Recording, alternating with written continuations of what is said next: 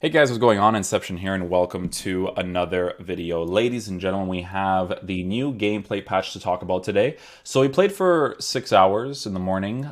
We were doing some managerial masterpiece stuff, just trying to grind some gameplay objective cards. I really wish they added an online tournament mode in this game where they give you coin rewards for winning it and for doing all that fun stuff. The World Cup format was perfect for that because I think it would make this game more enjoyable to just grind the game and just play and have fun for the most part. But with the patch, guys, in regards to gameplay, we're going to be talking about the three main variables, but the thing that we have to talk about first and foremost is obviously the inconsistent gameplay, because you will always see this. This will never go away, but people are already saying how their game feels slower, faster, mid-tier, high-tier, low-tier, and that's obviously not the case from the patch. That's just you experiencing inconsistent gameplay as we have for the last 8+ years. Okay, so until EA specifically fixes inconsistent gameplay by itself, do not expect it to be fixed within a gameplay specific patch for the specific mechanics. Okay, because the general gameplay feel is very different from them releasing a patch to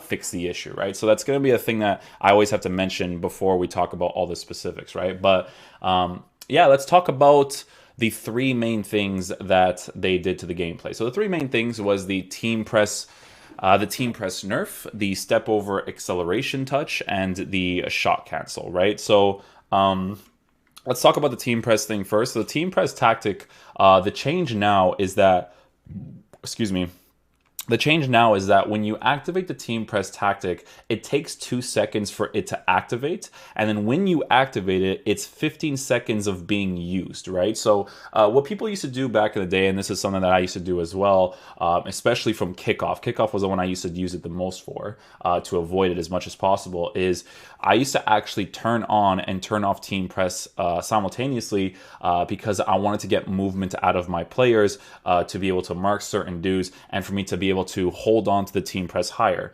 Do I think it's a stupid mechanic? Yes. So it's good that they actually adjusted it because you can no longer do that. So with team press being nerfed, the 2 second part is definitely very noticeable because you can't trigger it right away. And when someone does trigger it, yes, they are basically blocking every single player on the pitch. That's what team press does. But the time span is shorter, right? So because the time span is shorter, it's not as annoying because you can hold on to the ball for, like, I would say 8, 9, 10 seconds in game, and then you can kick the ball out, and then you can potentially get the ball back, and the guy will not he won't have that much team press to work with at that point. So it's cool that they nerf it, but there is a variable to team press that I don't like. I don't like the every single player being marked part because I don't think that's the right way to make defensive ability a skill-based thing. I do think that the second man press being more effective should be the more effective thing to do, because in the custom tactics video I made it very apparent that you need a constant pressure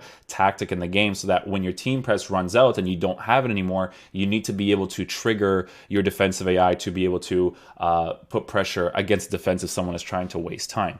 Now, the frustrating thing about this, right, is that if second man press isn't a relevant thing in the game, it's still not skill-based with the defense being the way that it is marking every single player. It just isn't, right? No matter what anybody says to you, no matter what anybody, how they twist their words to say it, it's just not a skill-based thing. But it is what it is. The goal in FIFA, right, is to try to score as many goals as possible so that when you get to the last, I would say, like 20 minutes or 15 minutes in the game, you're a little bit more chilled when these mechanics start to activate a little bit more, right? So I do think that second man press for these types of things is very important, but it is a welcome thing to include in the game, generally speaking, right? The next thing is the step over acceleration touch. So the step over acceleration touch, from what I've noticed, has been nerfed, but it's not been nerfed to the ground. So nerf to the ground in the gaming community is a term that I like to use, or not I like to use, what people like to use, right?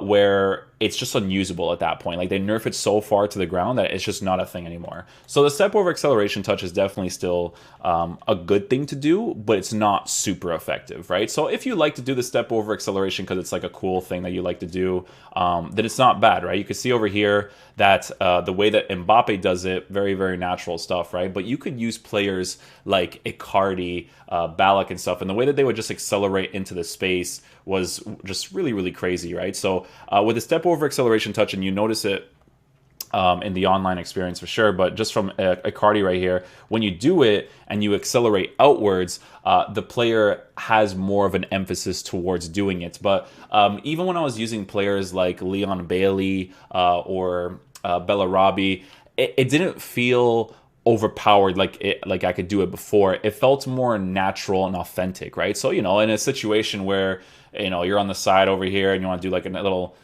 something like that, it comes off nicely. You can see that Icardi can do it right, but the defensive animation is not as deep when the acceleration comes off, which is a nice thing, right?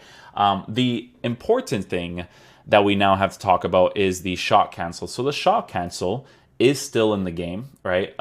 It's just, it feels like it's not as drastic, right? So it's either a combination of they didn't really touch it too much, or it's just not as drastic. The reason why I say it's not as drastic is because when I used to do the shot cancel before, I felt like the defensive AI would overcommit way more, right? The defensive AI doesn't overcommit as much in this game. They do smaller tackles that kind of allow them to get into positions quickly anyways, right? So the combination of the shot cancel is not only to trigger a defensive animation, but it's also for you to be able to do a very quick cut depending on the situation of when the person actually triggers the animation. So the first thing that I like to do when I get into the gameplay for the new pitch note or the patch, right, is I like to go into skill games and test it out, right? So I shoot, I trigger an animation with the goalie, whatever it is, right? So I like to get into a situation like this where I shoot and trigger an animation right there, right? So you can see that I do it, but the tackle that he does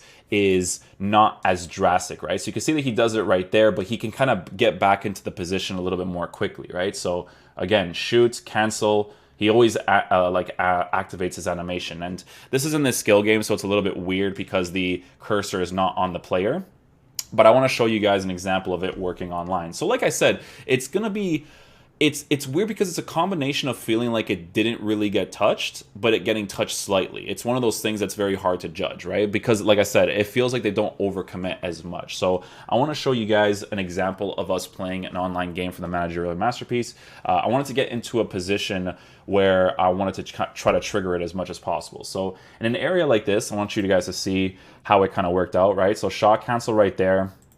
Shot cancel right there is obviously not going to do anything because the player is not close to me at all. It's these areas here, right? So I get close to the defender, I do a shot cancel, and you can see the type of defensive animation that he goes for is a small tackle, but he can kind of go back into the play quickly, right? So small tackle can go back into the play quickly, right? So in a situation like this, you could see that I already trigger the shooting animation at this point right here. So once I already trigger the shooting animation, the defender starts to make the tackle right here, right? So we do it again, shot cancel. I'm still not in a great position to be able to score this opportunity. We keep dribbling in this situation, shot cancel. The guy overcommits into me body to body wise, and I still get the angle right here and the inside. Now against the goalkeeper, again, we go for the shot cancel, goalie reacts to it, we open up the space and score the opportunity, right? So it's, again, it's a very weird situation because like I said, and I'm going to keep saying, it feels like they did adjust it, but it also feels like they didn't adjust it. Like it's still an effective thing to do in the game. It's definitely something that I still recommend for you guys to do if you want to pass a very effective defensive AI. So with that being said, those are the three main things. The attacking AI, the defensive AI is the exact same. You're still going to have bad manual tackles not being possession based and stuff like that. All that stuff is still going to be very, very relevant, and you're still going to notice it, right? A lot of the problems that you guys are going to see in gameplay is mostly going to be from inconsistent gameplay. Like even today when I was playing in the morning, my gameplay wasn't up to par. Some of the tackles came off really poorly, rebounds going back to people in certain ways and whatever. And honestly, the best way to play the game is to really not care about it, because I will always have this opinion on this game that I don't see it as a competitive game. I think it's a joke to even view it as a competitive game, even if there are top tier players. Like you'll still see top tier players on YouTube on like teaching you these mechanics and these tactics and whatever.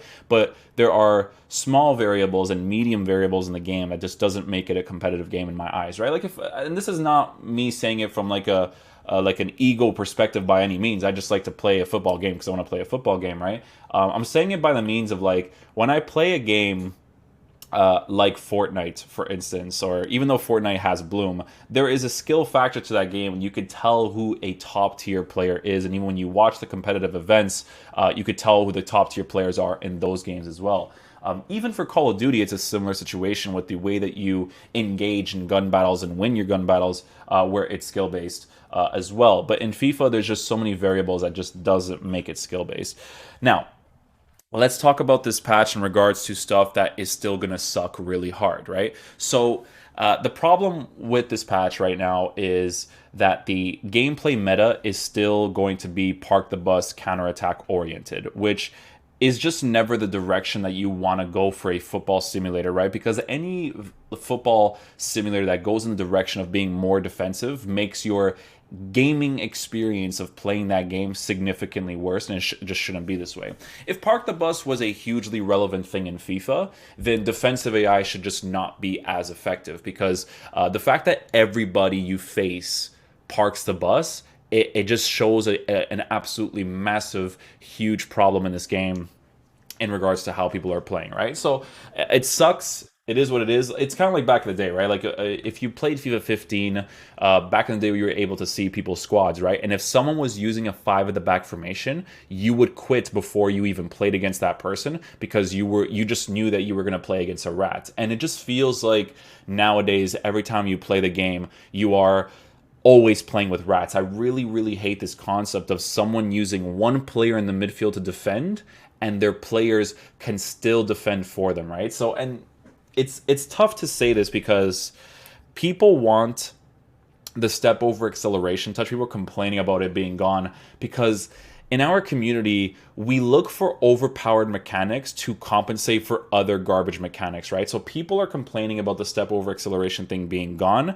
because of it being an effective way to beat defensive AI. And I'm going to be honest with you guys, I don't like this direction where people go, because the format and the ideas that you should have when it comes to making FIFA a good game is to allow everything to come off naturally, and for you to not have something that's completely overpowered for you to play the game. So right now, I think the biggest thing is probably the bridge dribble. You have to use the bridge dribble in this game to be able to beat the defensive AI, because if someone is always controlling the midfield player and you time your first time touch dragging the ball a certain way while doing the bridge dribble, it'll allow you to score opportunities because the person is not controlling that defense. And yes, it is an effective way to attack in this game. I just think it's such an irritating thing to see, because the bridge dribble is a realistic mechanic, but it's not being done realistically in this game, just like the step over acceleration touch wasn't either, right? So I do disagree with people being upset about it being gone and, you know, us returning to FIFA 20, because at least in this game, you can score. You know what I'm saying? Like, I already seen people complain about the goalkeepers. Like, I don't really get why. Like, if you get inside the 18-yard box and you get the good angle to score against the goalkeeper, you should probably score against the goalkeeper, right? So people complaining about goalies needing to do more is just, I think the goalies are balanced just the way it is, because no, they shouldn't bail you out for, an attack being good when the defensive AI is already effective as it is. It just doesn't make any sense, right? So I do think that the game, from a competitive and a meta perspective, is still in a bad place, because this park the bus meta thing is just not skill based. It just really isn't. The fact that everybody's doing it because it's an incredibly effective thing is just incredibly stupid. I think that the through balls in this game are just absolutely ridiculous. And I think that when EA listens to us talking about the through balls, I feel like if they were to actually adjust it, they would adjust it really, really incorrectly, right? Because the through balls that I'm talking about is the ones that basically Stallion talked about in his video, where the through balls that don't make sense are the ones that work, and the through balls that should make sense, especially inside the 18-yard box, don't make sense at all. Okay, it's just a very, very bad balance. I don't like the concept of someone doing a through ball against a player that I am I'm defending against for like 2 or 3 seconds of in-game, and they do it because of that stupid mechanic of avoiding the opposition's defender. It is such a ridiculously dumb through ball mechanic in this game. People do not talk about it enough. It was idiotic to even come up with. If you do a bad through ball, it's because you did a bad through ball. And when you do a good through through ball, you need to be rewarded with a good through ball. These 18-yard box one where the ball basically magnetizes to the goalkeeper or magnetizes farther away from the player is just such an irritation in this game because it doesn't reward for good attacking play. It's a very, very annoying thing. So I do think that the game from a regular perspective will still be an annoyance to play, but it's because EA formats this game in a competitive way when they really shouldn't, right? If they formatted this game where, let's just say, for instance, they had a format for divisions like we used to have back in the day, where if I'm in Division 1, I face Division 1, 2, 3, and I earn my coins for that. And then I had like a tournament mode and you know, and then you had something on the weekends where you know, you have your foot champs or whatever. I know people like it. I hate it, but you have your foot champs. I feel like the game would be more fun to play in that way, not this system that we have right now with division rivals and whatnot, because I just don't think it's a good balance for a video game, especially in a game that's not competitive at all. Like, this game has the most competitive aspect to it out of any game that I've played, but it's not a competitive game at all. It's just one of those things, right? Because of the small variables that make a big difference. But I personally think that the patch has made the game more balanced for sure, but I think FIFA will still have some stupid things that definitely need to be adjusted in this game for it to be a little bit more enjoyable. But at the same time, the main things that I'd like them to improve will probably not be improved. Like defensive play needs to be user ability and not defensive AI saving your life. Like the fact that a person can pull out the goalie and hold triangle the entire time, and it's really hard to score against that person because the dribbling with the left stick by itself is not good enough, and then the person's defensive AI goes inside the net itself to do those auto blocks, is just like, that alone tells you that the game is not in a good place defensive AI wise, which is why people park the bus for the most part. But at the end of the day, guys, when you play this game, you have to do the most that you can given the situation, right? Because everybody loves football. Everybody wants to play a football game. But right now, that's the place that FIFA is going to be at. And it rewards absolute rats, to be honest with you guys. Like, people that play this way just park the bus and go counterattack every single time. It's just rat gameplay. It's just not fun at all. You know, you guys watch the breakdowns of how I score most of my opportunities. It's just good football attacking-oriented stuff. Like, how often do you guys see me score a counterattack against someone? You know what I'm saying? Like, I'm trying to like really break down defense. That's the joy I get from playing the game for the most part. But obviously, because the game's format is counterattack, you will still score them regardless, because it's just very, very strange in this game. But yeah, that's pretty much it for the gameplay patch. I think it was definitely a positive gameplay patch, but because of the other variables of the game, there's still a lot to work with to make the game more enjoyable. But it's mostly like game modes, because if you focus on this game from a non-meta perspective, it's a good game to play. But from a meta perspective, it's just garbage. You know, like, there's just too many variables that make you win and lose a game. And you know, again, this is the type of game where you could lose to someone 3-0 and still be way better than them. So it's just very frustrating in that sense. But, you know, from the managerial masterpiece, my gameplay wasn't up to par, but I had fun using these players and scoring some pretty sick goals from certain build-up plays with formations and whatnot. But, yeah, just wanted to let you guys know what my thoughts were for the patch notes. Hopefully you guys enjoyed the video. I'll catch you guys for the next one. Peace out, dudes. Love you guys.